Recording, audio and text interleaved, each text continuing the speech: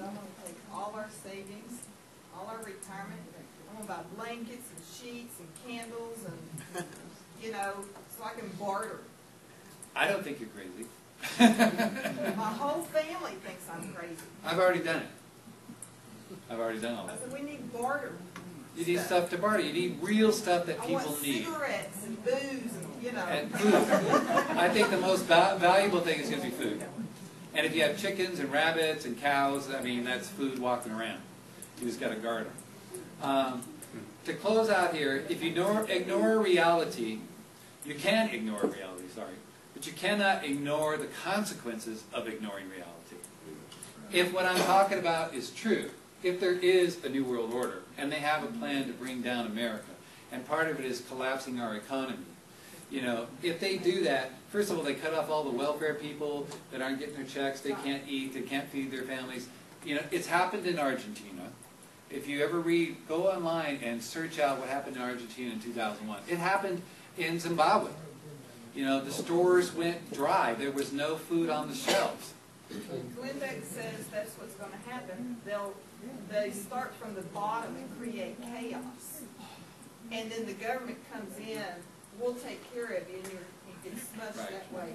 And come to this camp. You know, how you think about it, guys. How did the Germans convince the Jews to get in the truck or on the train? For work. What? For work. They lied to them, first of all, right? If the Germans, the Jews, when I say Germans, the Jews at least, would have fought back with pitchforks and bats and shovels because they were disarmed, right? And maybe took out one German soldier for every raid that they did, the Germans would have to open up on them with guns, right? If they opened up on them with guns, everybody would hear the gunfire and see the people being murdered. They would have known, hey, wait a second, why are they killing us? They would have fought back. They could have grabbed their guns and they could have fought back with the Germans, and the Germans wouldn't have been able to do it. But they didn't because they were ignorant and they did not know what was happening in the world or what Hitler was doing. They believed the propaganda that the government was telling them. They went along with it. You see the pictures of Germans lining up on the trenches, and they just mow them down with machine guns, and the people saw it happening, and they go walk in line and shoot me next. I personally don't understand that. But they also were drugged. They were drugged. What's that? They had no hope. Well, maybe that's true, but you know what? If I know I'm going to be shot, I'm going to try something. I'm going to die anyway. I'm going to take one of them with me. That's me. What's that? What can you do after you're already there? Believe it or not, in the 1960s, there were a lot of us exactly like in this room. In the Saying 60s? the same things you're talking about. Yeah, I kind of remember that. And we were all over it. And Yeah. they put us down as a bunch of crackpots, so here we are again, crackpots. Cut our hair and we got old. Well, when they started cutting out the welfare checks, that's when the riots would start in the street. You're a Glenn Beck fan, aren't you? Big time. Yeah. I'm going to see him this weekend. Me too. Are you? Saturday night? We'll see you there. Gary, I think the first thing you have under prepared, your first item is the most important one. Prepare Yes, spiritually, yes. absolutely. You have to be close to God. These times, I think, are going to bring us all closer to God. You know, and when you're in that place of peace, like I started in the beginning of the 5 steps, if you're still in denial, you've got a long ways to go. But if you've already accepted it and you're in the place of preparation, you got to take action. But you also got to work on your spiritual side. You got to find that peace, because when I first learned about it, I was afraid. I had fear in my heart. I didn't know what to do. I was freaked out about the whole thing. Everything I learned all my life that my father taught me was wrong, pretty much. You know, our government has changed. It's not the same government it was back in the 60s or the 50s or the 40s. It's become more and more corrupt. So prepare spiritually is the most important thing. I would say, second of all, food and water. If you can't eat, they can control you. That's how they're going to get you to take the chip. Oh, you want to go to the FEMA camp where we have food and we'll take care of you and we got a bed. Oh, but before you get in there and we feed you, you got to have the chip in you so we know who you are, and we know, we got to tax you, we can take everything out. They have you. So it's just like the Jews. You know, they're going to go. What's that? Instead of the number, you're going to get It's a chip, exactly, because of technology. But it's the same I know thing. one thing, just from my experience, when you start doing these things, that brands you. You are a total kook. Well, I don't think so. But there are different people that, yeah, my friends in California, I was the only guy in my neighborhood that owned a handgun in California. You get to Texas and what? You only got 3 guns? Okay, so food and water I think is the second most important thing that you should have. After that, get out of paper assets. If you have stocks, bonds, anything that's paper, it's phony. The stock market is rigged. The bond market is doomed to crash. The Chinese are not buying our bonds anymore. We're buying our own bonds. The value is going to go down. Get out of them. I personally believe that you should have gold and silver. Have small denominations. Get like it's called junk silver. Silver dimes. Dimes are change, but dimes are like not quite a tenth of an ounce of silver.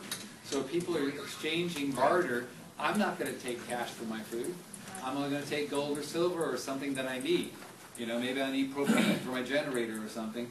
But I would say get small denominations of gold and silver. Now, if you got a lot of money, well, then you can get bricks of silver and gold. But no, well, then you're going to buy something like a car with a brick or something, or a house. You know, there's that whole theory that 500 ounces of silver will buy a house. How many ounces of silver did Judas Iscariot get for returning in? And you have drinkable water coming out the bottom. It only costs $350. Get one. Well, you can get life straw. Yeah, but that's a totally different animal. You're sucking it out. I'm talking about like a Berkey or a Pro-Pure. Gold and silver, have things to barter. Guns and ammo.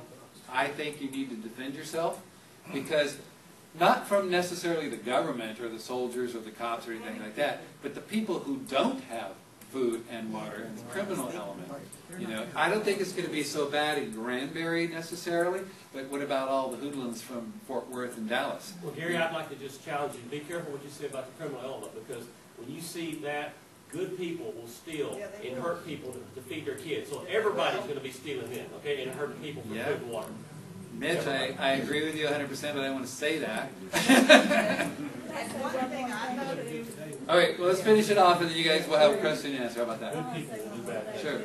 I had a daughter-in-law who was raised in the Ukraine, and she really tells you what it's like living under communism.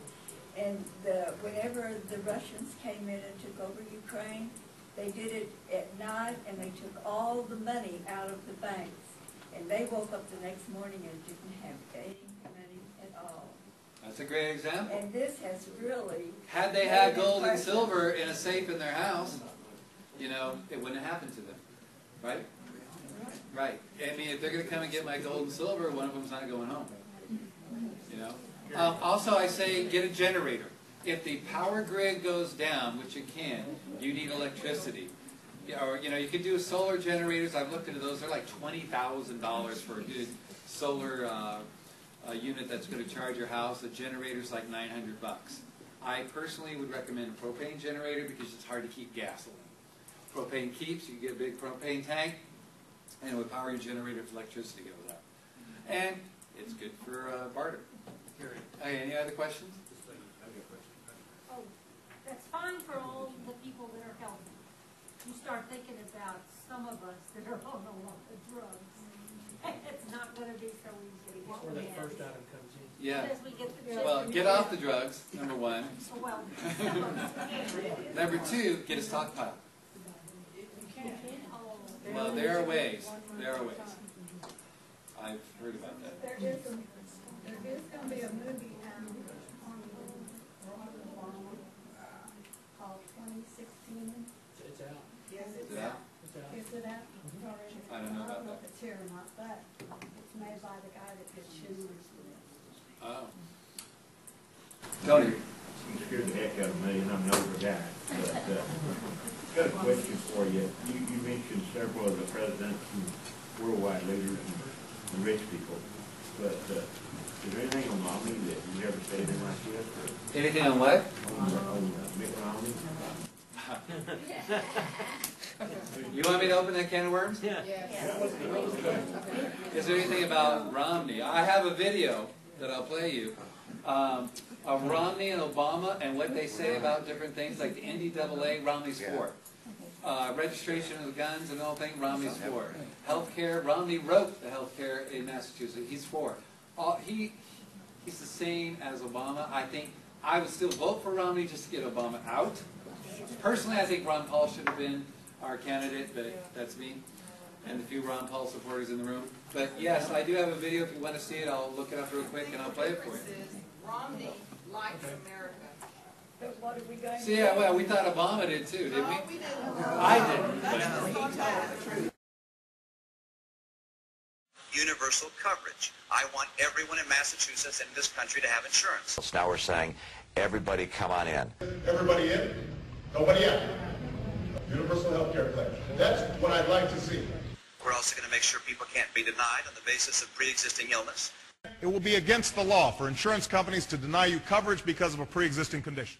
For those people who are low income and can't afford insurance, we need to make sure that all people, not just corporations, can deduct on a tax basis the cost of their premiums. Now, for those individuals and small businesses who still can't afford the lower priced insurance available in the exchange, we'll provide tax credits. Individuals will be required to carry basic health insurance, just as most states require you to carry auto insurance. And if you don't want to buy insurance, then you have to help pay for the cost of the state picking up your bill, because under federal law, if someone doesn't have insurance, then we have to care for them in the hospitals, give them free care. So we said no more. No more free riders. And you can't be a free rider on everybody else. You can't not have health insurance, then go to the emergency room. And, you know, we took that on in Massachusetts. We decided we wanted to get everybody insured. We've done that. I understand that the president considers his plan in some respects following the model of Massachusetts. Let's learn from our experience. In fact, I agree with Mitt Romney, who recently said he's proud of what he accomplished on health care. I support background checks for people who are going into a store or whatever, buying a weapon. I want them to have a background check to make but sure. But you stand by your support of the Brady to make sure that the crazies don't buy guns. We can make certain that those who are mentally deranged are not getting hold of handguns. Law-abiding private United States citizens. Law-abiding gun owners all across America.